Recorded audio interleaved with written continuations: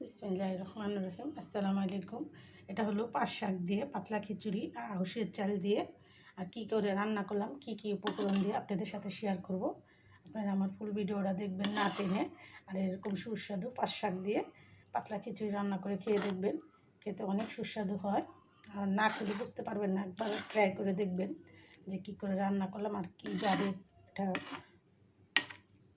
খাওয়া যায়, সেটা আপনাদের সাথে শেয়ার করলাম। আপনারাও এরকম করে পাট শাক দিয়ে পাতলা খিচুড়ি রান্না করে খাবেন আর আমার ভিডিওটা না টেনে ফুল ভিডিওটা দেখতে থাকবেন।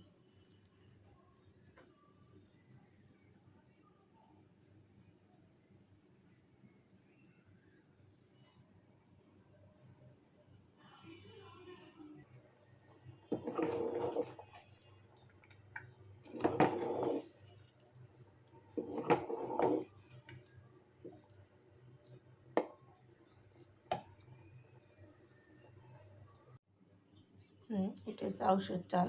এটা আগে ধুয়ে ফুটাইতে হবে পাতলা খিচুড়ির জন্য। এটা হলো মোটা চাল, ধুয়ে 5 মিনিট সিদ্ধ করে তারপর ডালটা দিতে হবে। আর আমি চালটা আগে ফুটিয়ে নিব, তারপর আপনাদের সাথে শেয়ার করতেছি কী দিয়ে রান্না করব। চালটা ধুয়ে নিছি, দেখেন সুন্দর হয়েছে। এটা বলে আউশের চাল, আর এই আউশের চাল দিয়ে পাতলা খিচুড়ি খেতে অনেক সুস্বাদু। আমি চালটা আধা ঘন্টা ফুটিয়ে নিব। এটার সাথে আমি দিব হলো 1/2 চামচ হলুদের ফাঁকি আর 1/2 চামচ মরিচের ফাঁকি, আর দিয়ে দেবো আদা রসুন বাটা 1 চা চামচ, আর দিয়ে দেবো স্বাদ মতো লবণ।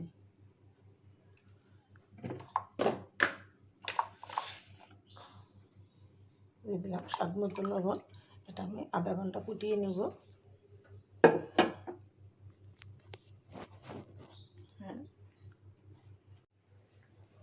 চালটা ফুটে গেছে। আমি এখানে শাকগুলো বাইছে নিতেছি। পাট শাক দিয়ে আমি পাতলা খিচুড়িটা রান্না করব। পাতলা খিচুড়ি দেখেন আমার চালটা ফুটে গেছে একদম। আমি এখন পাট শাকটা বাইছে নিয়ে খিচুড়িতে দিব আর আপনাদের সাথে শেয়ার করবো। আপনারা দেখতে থাকেন।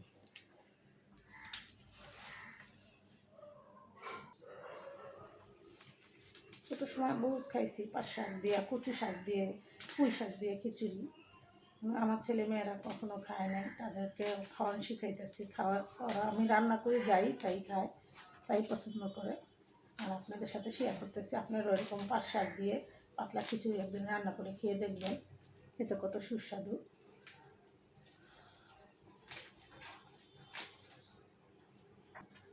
শাকটা বাছা হয়ে গেছে, আমি একটু ধুয়ে নিব।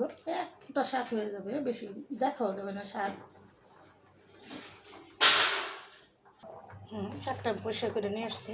দেখেন চালটা ফুটে গেছে, আমি এটা কাটবো না, শাকটা দিয়ে দিব।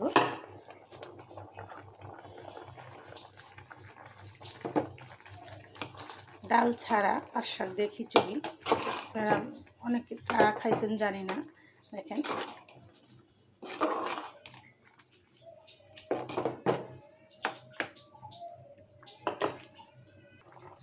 আমি খিচুড়িটা এখন বাগার দিব।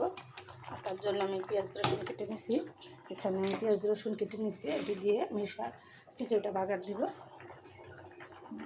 দিয়ে দিলাম পরিমাণ মতো তেল, দিয়ে দিব পেঁয়াজ কুচি,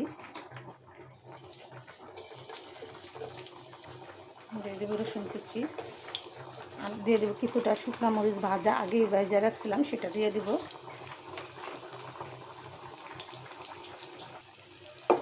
আমি সবসময় রান্নার সময় আপনাদের সতর্কবাণী দিয়ে থাকি, আপনারা রান্নার সময় সবসময় চুলার আঁচটা কমিয়ে রান্না করবেন, দুর্ঘটনা এড়িয়ে চলবেন। বেঁচে যাবে হাজার হাজার জীবন, বেঁচে যাবে লাখ লাখ টাকা।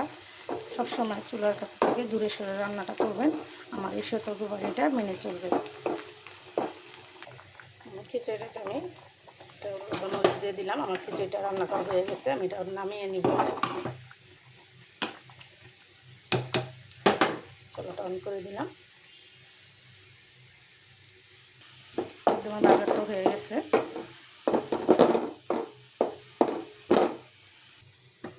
খিচুড়িটা আমি নামিয়ে ডালটা নিব।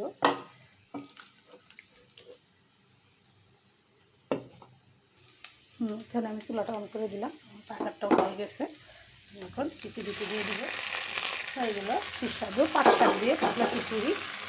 আপনাদের সাথে শেয়ার করলাম কীভাবে এই পাতলা খিচুড়িটা রান্না করলাম। আর আমার ফুল ভিডিওটা দেখবেন আর সুস্বাদু এরকম পাট শাক দিয়ে খিচুড়ি রান্না করে খাবেন।